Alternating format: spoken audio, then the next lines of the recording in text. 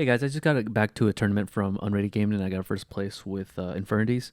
So Infernities is one of those decks that I really wanted to play for this particular tournament, especially in Tengu, because Infernities is one of those decks that a lot of people think is just a combo deck, but it's not actually just a combo deck. It's actually a grind deck. And the reason why I consider it a grind deck is because it has a lot of traps. Being able to just basically set your hand onto the board and then control your opponent on their turn, and then being able to buy another turn is kind of the idea of the deck. You want to buy another turn because you want to be able to either dump your Infernity Archfiend, normal summon the Necromancer. Infernities has like one of the best top decks in the game, but you just need to have time, and time is what allows you to for this deck to be really good because over time, the Archfiend, the Infernity Archfiend itself, is able to generate a lot of advantage over the course of the game. This deck is kind of inspired by a lot of different resource games where I play, even if you've played Magic the Gathering, where Control plays the best late game. Infernities is one of those decks that plays the best late game because it's able to put up really large bodies, but it's also able to search, generate a +1 every turn on top of your drawing. So you draw a card, and then you're also able to plus using the Archfiend, and then eventually your opponent's going to run out of gas, and then you just overall win. It's kind of like Sky Striker in a way because Sky Striker is one of those decks back in the day where you're able to generate +1s off the engage, and then over time you're supposed to use the advantage that you get off of engage to be able to be able to control your opponent out of the game, remove cards off your opponent's side, etc., etc., etc. So Infernity kind of plays the same concept where the longer the game goes, Infernity wins the game. So it starts off to the deck profile. I play the 3 Archfiend. This is a staple. This Archfiend here is 3 because you could bring it out from the graveyard. If it's in your hand, you can dump it off the graveyard.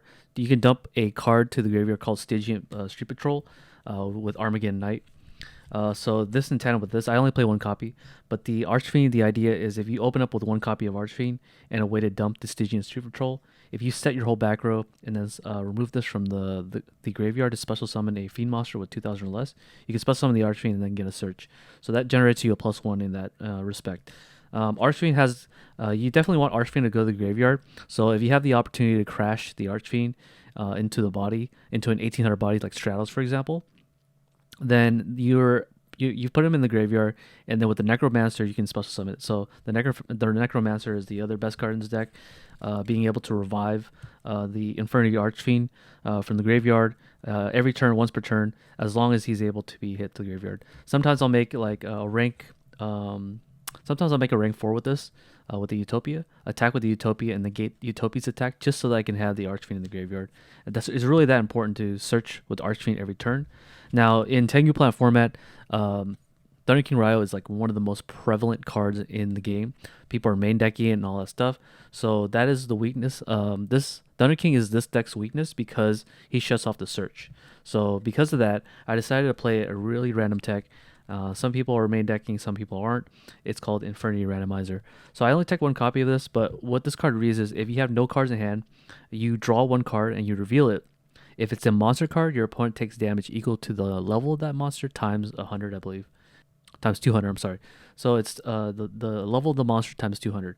So if I draw a level 4 monster, they're taking 800 damage. But if I draw into a spell or trap, which is going to be very likely, but I don't mind losing the life point. If you reveal a spell or trap, you take 500 damage. So this plays around Thunder King. So if you have this card out, every turn that it sits out there is generating a +1. So ideally, every +1 that you get is supposed to remove a card off your opponent's side. And so every time he sets on the board, you're just going to generate +1, +1, +1 until they deal with it. So that's why the traps are important in this deck, especially especially going forward. So yeah, he's a level 1, he's a warrior, so he's searchable by reinforcements of the army in the event that you run out of your other Rhodas. Of course, you're going to play the 2 Mirage. The 2 Mirage here has the ability to be able to pop off because you could banish this card from the graveyard using the 100 Eyes Dragon, copy its effect, tribute the 100 Eyes Dragon, and then get your Infernity combo. So it is a combo deck, but it's also a very grindy trap deck. I also have the Infernity Avenger. A lot of people don't know this, but if one of your monsters gets destroyed by battle and you have no cards, you can special summon the Infernity Avenger from the graveyard, and he copies the level of the monster that got destroyed by battle. So sometimes you'll want the Archfiend. You'll want to you'll want a synchro monster. You'll want a tuner monster so that you can synchro with the Infernity Archfiend. So he goes to the graveyard so that you can just special summon with the Necromancer. So you'll need a way to like put the Archfiend in the graveyard, and there's many ways to do so. X seizing, synchro summoning, this or crashing a monster is how you get Archfiend in the graveyard. And then the last two monsters I play is Grepher and Armageddon because I play the Reinforcements of the Army. Grepher has a utility where you can normal summon this to dump the Stygian Street Patrol. And then there's other utilities where you can just dump a Mirage sometimes so that you could have Mirage in the graveyard to be able to banish it for 100 Eyes Dragon to copy. He has a lot of utilities, but he doesn't require you to discard, whereas Grepher does. So Grepher, if you open up a lot of Infernity or just monsters in your hand, Grepher makes it so that your hand becomes less bricky, I guess. Infernities, you want to have the fewest amount of monsters, but enough monsters so that you can set up. So that's why I play the Grepher. And then for my spells, I play the Reinforcement of the Army, which is good because I play 3 warriors. I do play the randomizer, but I also play, of course, the important ones, which is Armageddon Knight and Grepher. So you'll need those cards to dump and set up, and that's why I play it. I play 1 launcher because only at 1. Really good card. Sometimes I use the effect to dump a Infernity monster from my hand so that I can thin out to make my hand so that I could like become like handless. So this card helps you do that. It's at 1. So most of the time I'll be searching it instead of actually hard drawing it. And then of course this part of the combo. 1-for-1 is really important too, as well as because if you draw a lot of monsters in your hand, you can just ditch off a monster to special up on a level 1. Today, I think in this tournament, I actually brought out a randomizer for the 1-for-1, but you could also bring out Mirage too to special summon from your deck. This deck is like the best top deck in the whole game, so you can just top deck into something, and this is kind of the idea. So what I'm playing that other people aren't playing is Upstarts. Upstart, I think it's really important to make your deck very consistent. If your deck isn't consistent, you're not going to be able to see your power plays or your Archfiend. So you need to be able to see your Archfiend somehow or a way to bring out Archfiend. You also want to see your traps too. So the Stygian, I forgot what it's called Stygian. It's called Infernity, Inferno. That card helps you set up. So because I play this card and I don't want to play Jar of Greed or Legacy of Yatagarasu, even though Heavy Stormman is at 1 in this format, I play the Upstart because there's an opportunity cost to draw playing trap cards.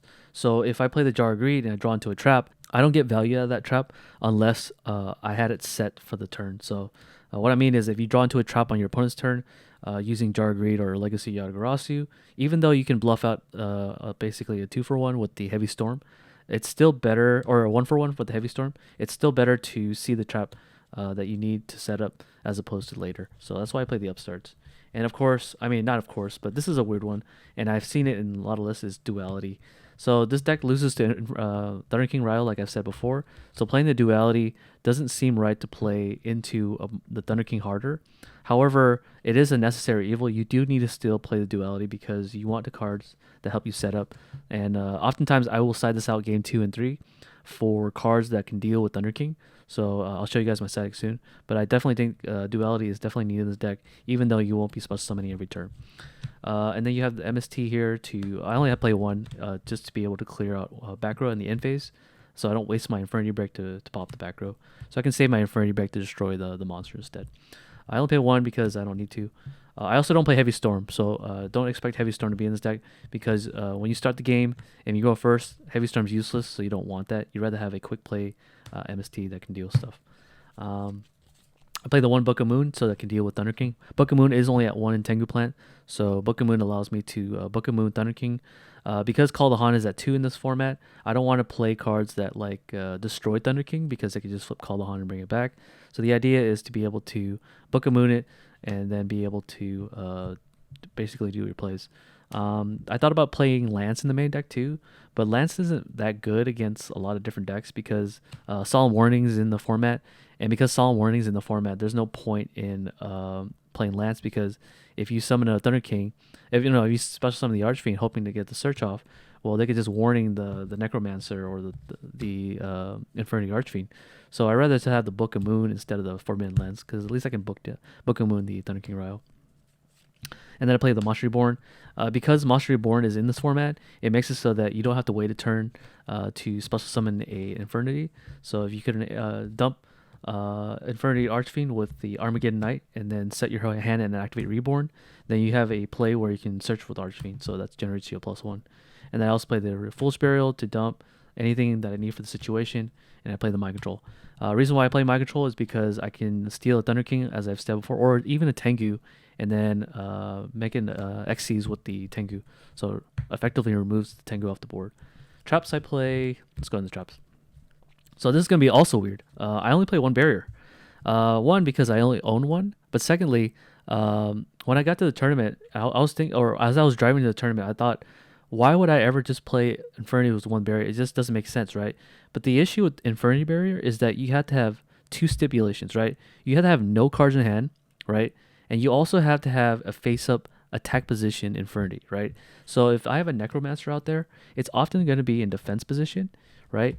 And it's not going to be able to, the barrier is not live at this point, right? So it's only live when you have the Archfiend in face-up attack position.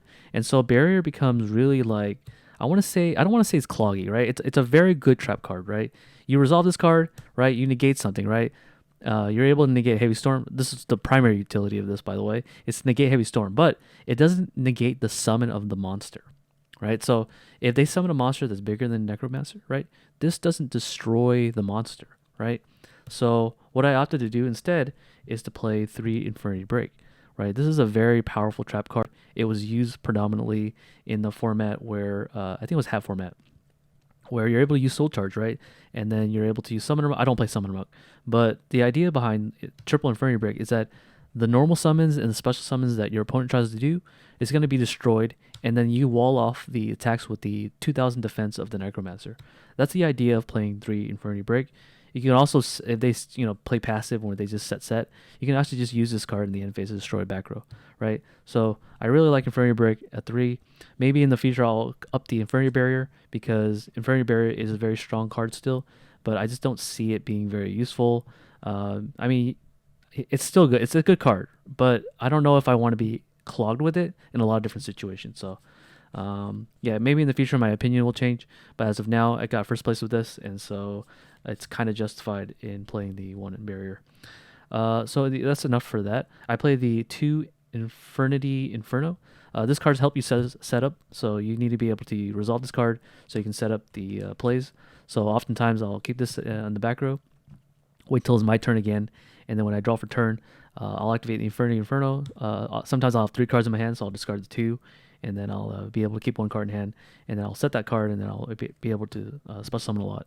So yeah, that's what I only play 2 because I do play the upstarts. There's no need to play 3 copies of this, because upstart is basically thinning out your deck so that you can see your setup cards. So you don't need to resolve this multiple times. You only need to resolve this once.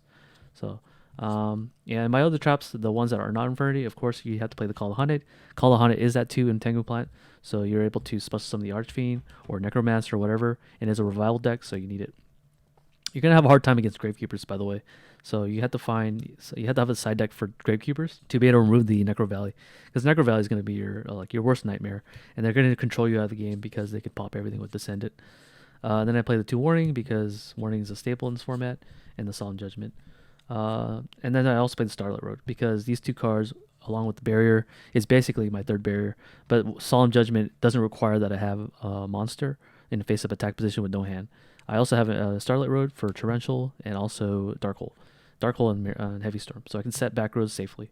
And then I play the 1 Mirror Force to be able to hit the Thunder King. Yeah, that's pretty much all my main deck. Infernity is one of those decks where it requires a lot of thinking about what your card choices should be in every certain metagame. So I expect that once Tengu becomes more developed, people think it's developed, but I don't think Tengu is actually developed enough. People are revisiting the format. New decks are coming into circulation, and I just feel like as the meta starts to solidify, the deck for Infernity starts to change as well, so you're able to at least deal with the threats. So yeah, I think the back rows, the spells and traps are going to be variable, but the monsters are going to be pretty solid. Maybe not the randomizer in the main deck.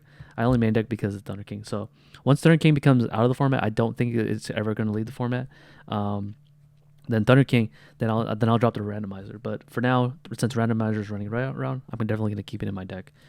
Yeah, enough of that. I'm going to go into my extra deck.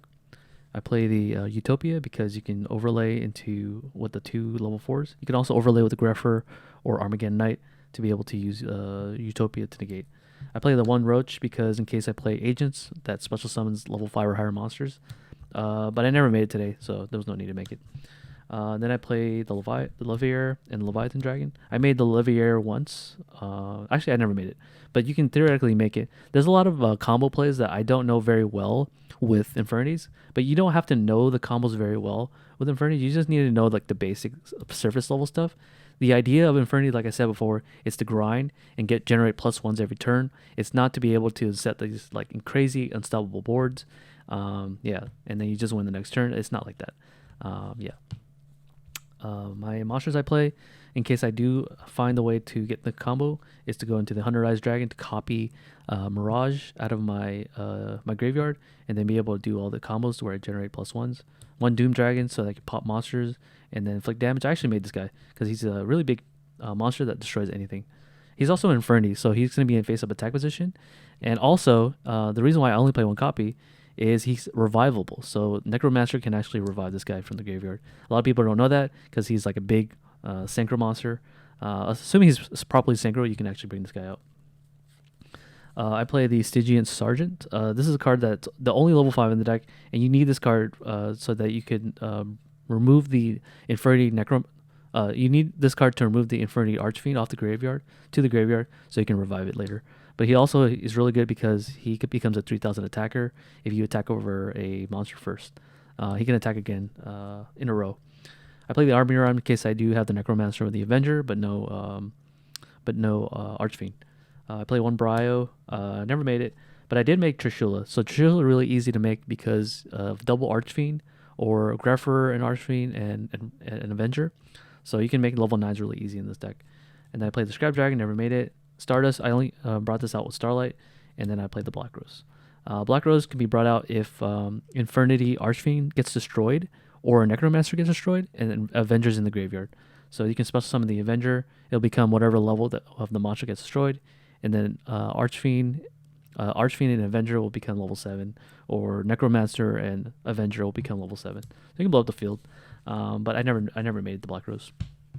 Okay, so going off the theory that I've been talking about all before, I play a lot of 1-for-1 trades. The Debunk can trade with the DD Crow, Maxi, anything that's just a hand trap. It also stops graveyard effects as well. So if you suspect that there's going to be a graveyard effect, like Tengu, for example, you can run over the Tengu and then just debunk the Tengu and it won't resolve its effect. But yeah, that's primarily why I say debunk. I side the 2 compulsory to be able to deal with any Synchro and Xyz. And then any problematic monster that just locks me out from playing. 2 goes in match for the Tengu Plant matchup. It's a really good card because all their types are different. So they have wind types, earth types. They have fire types. They have a lot of things. I side deck a random Prohibition just in case I needed a way to reduce the opportunity cost. So if I fear that there was a DD Crow, I just go Prohibition, call DD Crow, or Effect Veiler. Then I can just pop off. But I never sided it. Theoretically, it's good. I played the other 2 MST for the Gravekeeper matchup. In the event that I do play against Gravekeeper, I have a way to deal with Necro Valley. And then I play the 2 Deep Present because Deep Present is really good against removing Thunder King Rhinos. That's the main aspect of this card. But I mean, sometimes problematic monsters, you can banish it as well. Like Fossil Dyna, for example. You can banish the Fossil Dyna. But Fossil Dyna is not a threat to this deck because they can't run over 2,000 defense, or 1,800 attack. Archfiend can run it over as well. But yeah, if you're able to deprison a Thunder King Rhino, they can't call the Haunted back. And then I played 3 Soul Takers. Soul Taker is good in Tengu platform because of the Shining. You could destroy the Shining, and it would miss timing to retrieve the heroes back to your hand. But also, I primarily use this because the theory is if I keep plussing with the Infernity Randomizer, I'll be able to generate a card and then use this card to destroy a card. So I can destroy a Thunder King Ryo. So as I said before, you can side deck the Pot of Duality out and then side these in. And then using these cards to remove Thunder King is the idea. And then that's so that you can play the game. That's why I play the Soul Taker. Soul Taker is just really good just to deal with any monster, and it also targets too. So if Smashing Ground, If you want a specific monster gone, you could destroy it, and you don't have to worry about smashing ground, destroying a different monster. Giving your opponent 1,000 life points doesn't matter because, again, this is a late game deck. You win the long game, and so you don't care if your opponent gains life points because you're gonna outgrind them eventually. But yeah, that's my deck profile. I encourage people who are playing Tengu to play this deck as it has a lot of different variabilities in the back row. But yeah, enough of that. I'm gonna have some gameplay videos on a different video, so if you guys want to watch that, check it out. But for now, this is it for the deck profile. Thank you for watching, and I'll see you guys on the next video. Peace.